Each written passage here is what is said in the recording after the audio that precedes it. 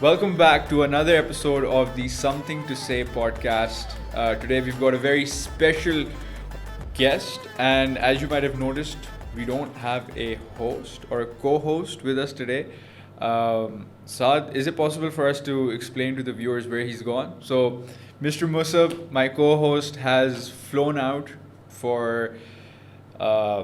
He's trying to take over the world, basically. So for that agenda, he's flown out, and for this episode, maybe in the next couple of episodes, he might not be here.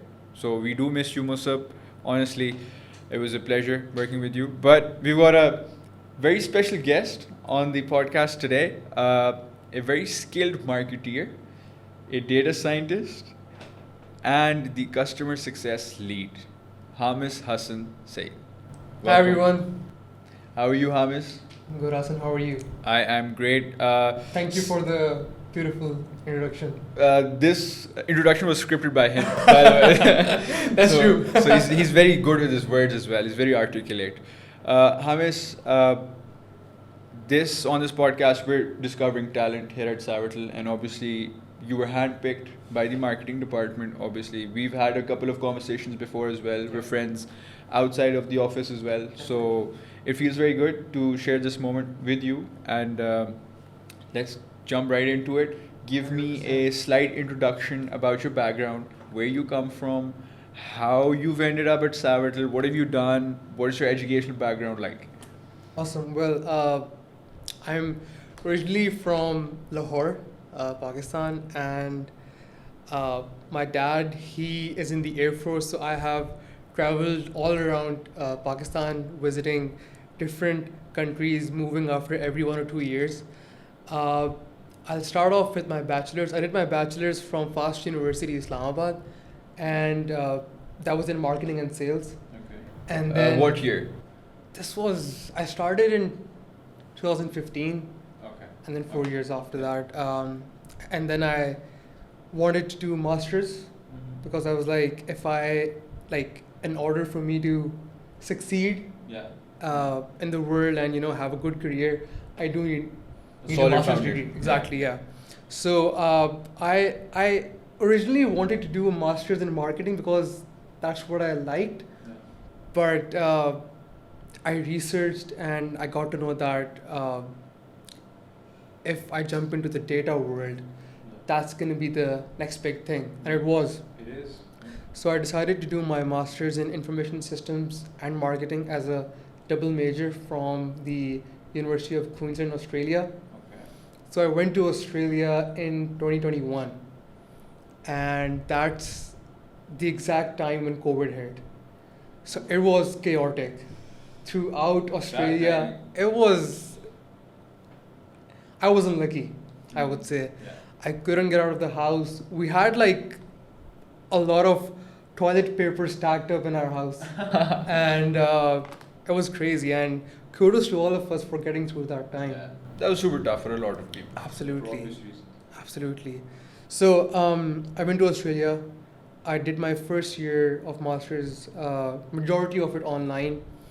And then I was like, the only reason why I'm going to Australia is to get the cultural experience, know what it's like to study abroad, meet new people, have new experiences. But I wasn't getting that. So I decided to give myself a gap year and then come back to Pakistan. And then I did. And then I was like, if I'm going to be here for a year at least, might as well work, Yep. And honestly, the only motivation to work was, first of all, money. Yeah. And second of all, you need to pay the bills. I need to pay the bills. And second of all, I wanted to not really waste my time, I would say. So I applied for Savvital. I got to know about Savvital through the first marketing manager of Savvital, Sanan. Okay. And I applied through him, got the job. Funny thing about the interview though, Yeah. I had the best interview with Savvital. And I'm not buttering up Savvital, I'm not. But actually, I had Mo and Amir in my interview. Yeah. And it was so good because I feel like it's mainly the job of the people who are taking your interview to make you feel comfortable and relaxed. 100%. And they did that. So I had the best kind of interview, and I kind of knew that I would get the job. So yeah, that's how I ended up at Savvital. That's amazing. So you started working at Savvital back in 2021. 21. Yeah. All right. And what position did you join the organization as? So I joined as a client associate services. Client associate services. And so this is something that the managers do really well here. We've said this time and again. They're very good at making a very comfortable environment. The exposure that you basically wanted to get going into the corporate world, I suppose that standards were set which weren't normal because this place is special. Yeah. When you were a client associate, what exactly were your tasks, daily tasks, the things that you used to do, and who were you working for, like your client? Do you know anything about them? Can you share? Absolutely. So I started off with Intro Beacon, was the name of the agency, and they were based in Alabama. Okay. And so I was working with Trey, who was the CEO, and Blake, who was the COO. And it was a very good experience for me because when I joined them, they were shifting from one software to another, one AMS to another. Okay. So first of all, I helped them move all of their customer data from Asana over to Applied Epic. That was a very tedious task. Took me about 3 months, I would say. Okay. So like that was my first major project, and then my second project. So they asked me, do I have any experience in website development? And I was like, I don't know anything about web development. I like how you filtered your words. Yeah. Thank you. And but I was like, you know what? I'll look into it. I'll see if I'm able to do that. I do have 1 year of experience in the IT industry from my master's. So I was like, I'll give it a shot. So I did some research, and I came across this website called Wix.com. Right. And believe it or not, the website which they're using right now, I made that. Oh, that's amazing. Yeah. So it took me about 2-3 months to build that website from scratch. Yeah. Did that, and then just like daily tasks of sorting out their customer list, sorting out the suspense folders, printing out forms, dealing with the customers. So I didn't really have the tasks such as coding and recoding. Okay. It was more of a data sorting and Right. that kind of a role. Okay. So, and obviously that fit into your expertise as well. You had a passion for marketing, but then you had to pivot to data science because you were logical about it. You were like, all right, where is the world heading? Mhm. Which direction is the world heading Yeah. into? And you wanted to basically make yourself future-proof, Yeah. which is a very smart option to do, honestly. That's something that I also have at the back of my mind that I want to have like I want to take up courses Absolutely. specifically with data and like business analytics and stuff like that. Tell me about the experience when you're in Australia and COVID hits. Obviously, you went there with plans, Yeah. right? Like you wanted to do stuff, Mhm. travel, get that exposure, Yeah. and now you're sitting in a room, sitting in a dorm. Yeah. What's going through your mind? Did you ever feel like you made a mistake going all the way to a different continent? Several times, yes. I always used to think that what am I going to do? Yeah. Because you're not able to go out, you're not able to interact. The sole purpose for leaving Pakistan and going to Australia for a master's degree is so that you can get the exposure, the multicultural factor, meet new people, get yourself into societies and everything. And all of that was shut down. Like, I used to be in my room, taking classes online, couldn't go out. So that was really tragic, but I would say it made me very strong as well. Because when you're alone, you need to be able to be comfortable with yourself so that you're able to handle things. You need to face your own demons. You can't hide away. Absolutely. You can't hide from yourself. Absolutely. So I think that's one of the best things that I learned from living alone when COVID hit. I think that's generally that's also like a very self-awareness comes from spending time with yourself, and a lot of people tend to just brush it under the carpet. Fun fact, not many people can spend time alone. Yeah. Fun fact. And they don't enjoy it. They don't enjoy Even if it. they do, they don't enjoy it. And like, I've always been a very firm believer of the fact that happiness comes from within. 100%. You cannot depend or rely on other people or even materialistic things for happiness. Yes. You need to get that from yourself. The analogy that I'd give it, you need to basically fill your cup first. Absolutely. And once your cup is full to the brim, then only can you provide to other people. Then you can be the 100%. individual who is showing up for their family, for their friends, at work, whatever the situation might be. Yeah. All right, so data analytics, again, I keep going back to this thing because once you did do your master's in that, I think so you joined Savvital, and then from client associate, what's the transition look like for you to come into the CS department? And what's the trajectory from you joining the CS department to now being the lead in the CS department? So when I was working with InsureBeacon, before leaving, I was promoted to the position of senior associate. Yeah. And then, of course, when the borders opened up for Australia, I wanted to go back and, of course, complete my master's degree. So I went back to Australia, spent a beautiful year over there, traveled a lot. If you ever need to go to a place where there's everything, you have the snowy mountains, you have the extreme terrain, you go to Australia. It is a bit far, but it is mind-blowing. It's on the other end of the world. It's not a bit far, it's really far. It's really far. It's like a one-day flight from Pakistan to Australia, but it's worth it. If you go there for traveling, if you're a travel freak, Australia is the place to go. So, sorry to be off No, it's good. But did my master's, scored very well in my degree. Yeah. That's good. Congratulations. Thank you so much. And then came back to Pakistan. While I was in Australia, I was in contact with Mo on and off because, like, he wasn't just my manager, he was a friend as well. Nice. So we used to talk on and off.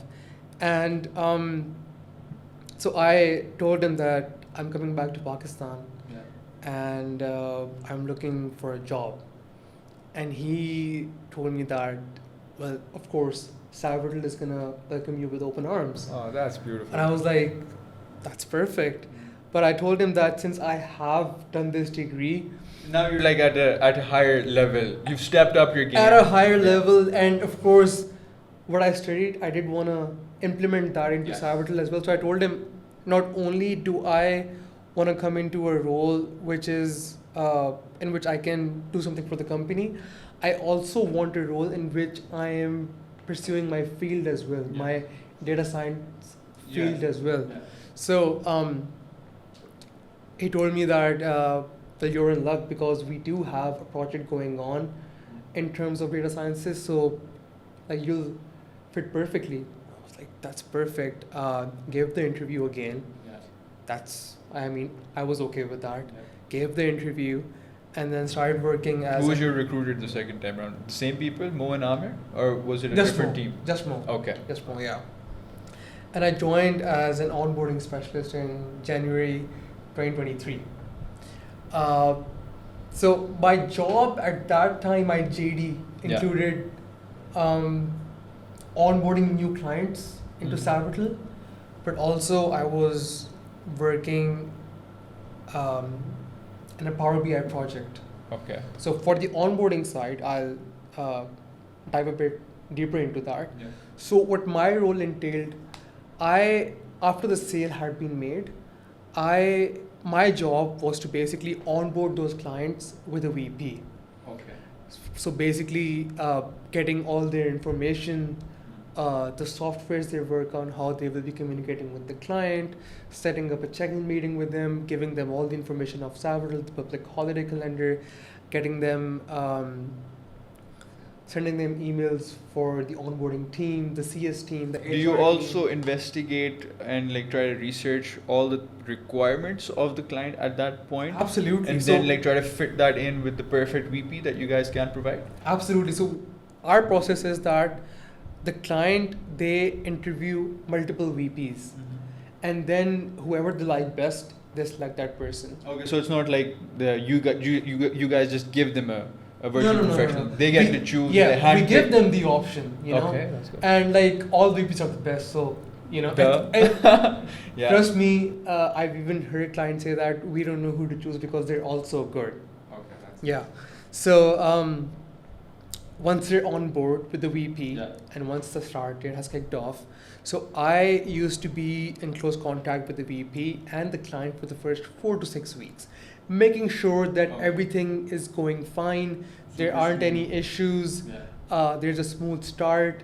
So, and after, like, when I used to feel that, okay, everything has been going okay, I used to then transition them over to the retention side, Okay.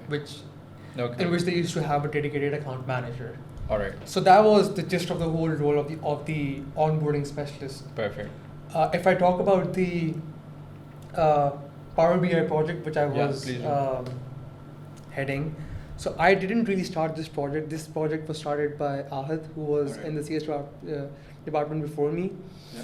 and he basically, it was his baby. Mhm. So it took him about 7 to 8 months to basically build this whole project from scratch. All the fundamentals. All the he set it up. fundamentals. And then he was super happy because no one else in the office knew how Power BI worked. And luckily, I was the person who had learned Power BI and did some Power BI projects Projects as well. in my master's degree. All right. So he was super stoked about this. And then we just, kicked off the project. So basically, what the project did was that before this project, we used to send in monthly reports to the clients of how their VP performed, Perfect. the different tasks that they did, Yeah. how many tasks they did, and so on and so forth. And we used to do that every month manually. Manually, that's a lot of That's work. a lot of work to do for the retention side. So Ahad and I came up with this thing that why not send them reports which are updated automatically? Yeah.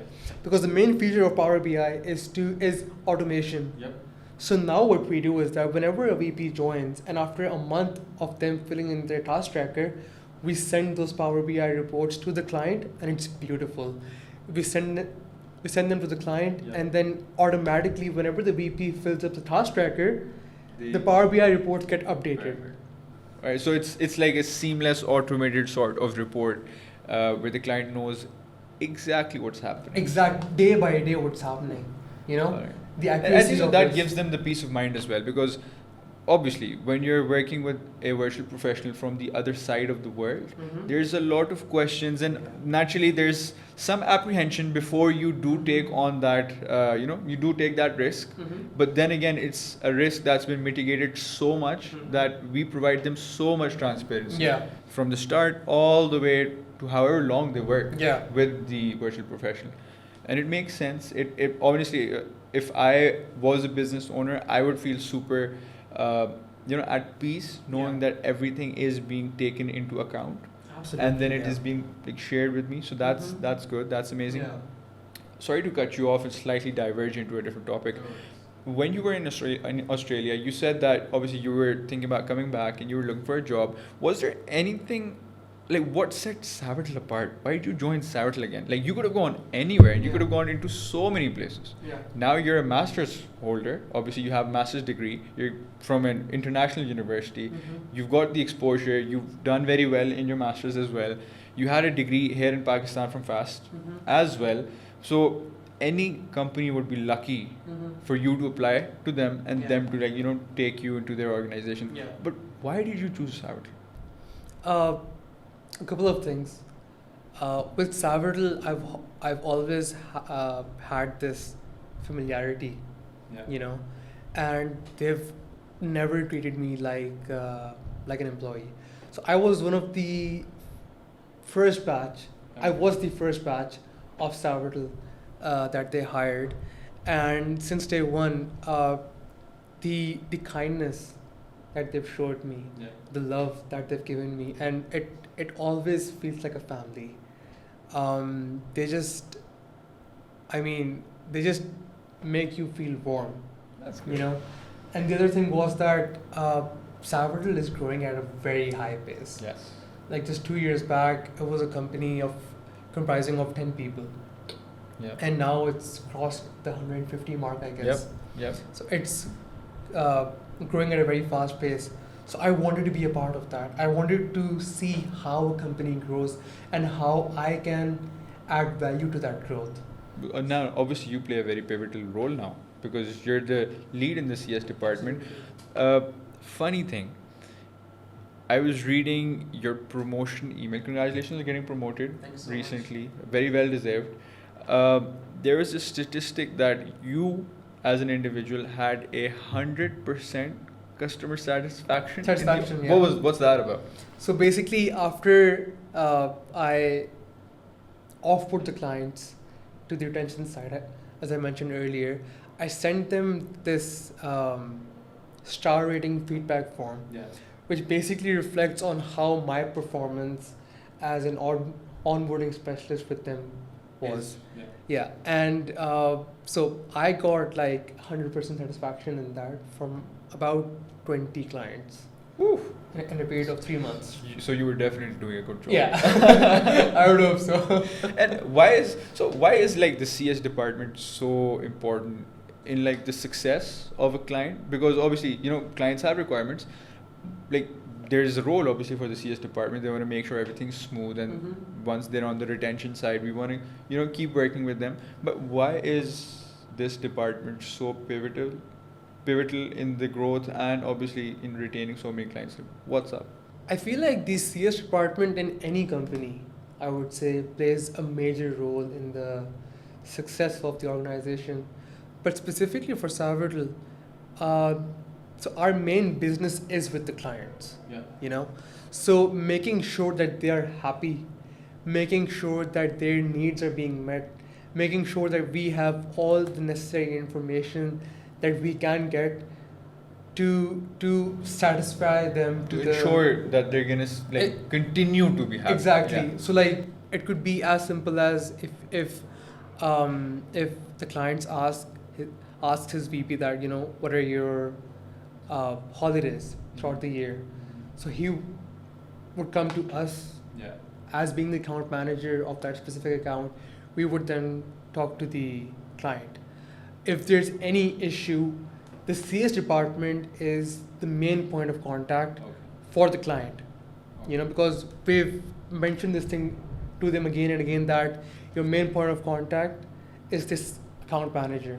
So they always reach out to that specific account manager, and it's our job to make sure that we are super quick and efficient. Quick response time. Yeah, with handling those requests, with making sure that we get back to them as soon as possible, and making sure that the request which has been put forward by them, we're On top of it. on top of it. Yeah. That makes sense. All right, that's great. And I'm sure, obviously, in business, this happens everywhere in each and every industry. There's people who are very easy to work with, and then sometimes there's individuals who aren't very easy to work with. They're very, stubborn in their own ways. Maybe that's the issue. Maybe sometimes they just don't want to take someone else's opinion. Like, which type of clients see the most success? That's an easy one, to be honest. I'd say the clients who show maximum interest in their VP's performance. That would entail showing up for the weekly check-ins, which we have scheduled, giving detailed feedback.